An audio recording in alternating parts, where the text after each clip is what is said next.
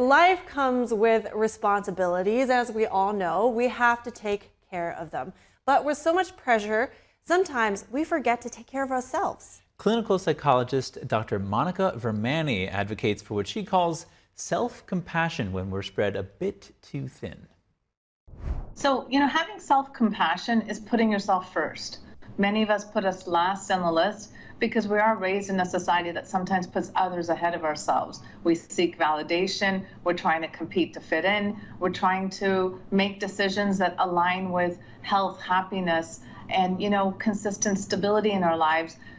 We need to recognize what blueprints or where we came from in childhood, where maybe our parents modeled anxiety behaviors or modeled worries and fears. If you had immigrant parents, you might be taking on their ancestral worries and traumas about scarcity or fear of not fitting into your country or fitting in with the people around you. So many times we're carrying forth belief systems from our parents or dysfunctional childhoods, and we don't recognize as adults how it impacts us. And so day to day, it's good for you to do an inventory of what negative thoughts are holding me back. Your inner world creates your outer world. When you feel good about yourself and you're empowered, there's an energy about that and people gravitate towards that. And when you're feeling insecure, not good enough, not able to handle your circumstances or a fear of uncertainty, you also have an energy about that where there's worry, fear, the way you behave around others or behave at work or with your loved ones might be a little more irritable, might be a little bit more self-doubt, might be less compassionate and kind or empathetic with one another, including yourself. Can you give us an example of how this process plays out in one of your clients' lives?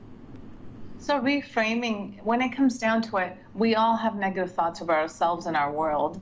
I'm not good enough, I'm not smart enough, I'm not capable. We can be very hard on ourselves. As a society, we see that through modeled behavior, as well as we're comparing ourselves on social media with one another. So it's human to have negative thoughts. Life is a series of experiences. We judge our experiences as positive or negative. Anything we judge as negative, we personalize. Not good enough, not smart enough. Reframing means looking at thoughts that you hold on to and you think about over and over and reframing it, letting it go by looking at it accurately. Everything is possible.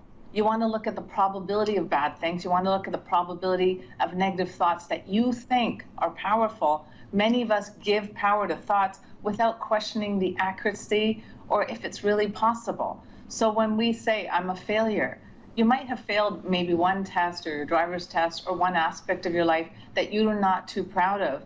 But have you failed at everything in life? Try to see the good over the bad. Try to reframe thoughts that depreciate you, are critical of you, are demanding of you, or put high standards on you, to revise them, to look at what you're doing right. Look at not what you're lacking or what the world's lacking, but what is right and what you have and what is working for you.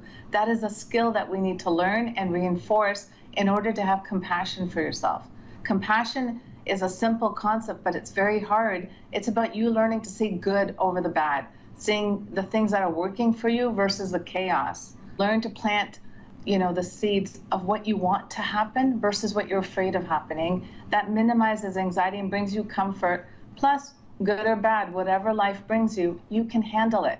Have a mindset of affirmations and self-dialogue that compassionately brings you to a place of feeling capable, in control, that whatever happens, you will manage it, because look at your life to date.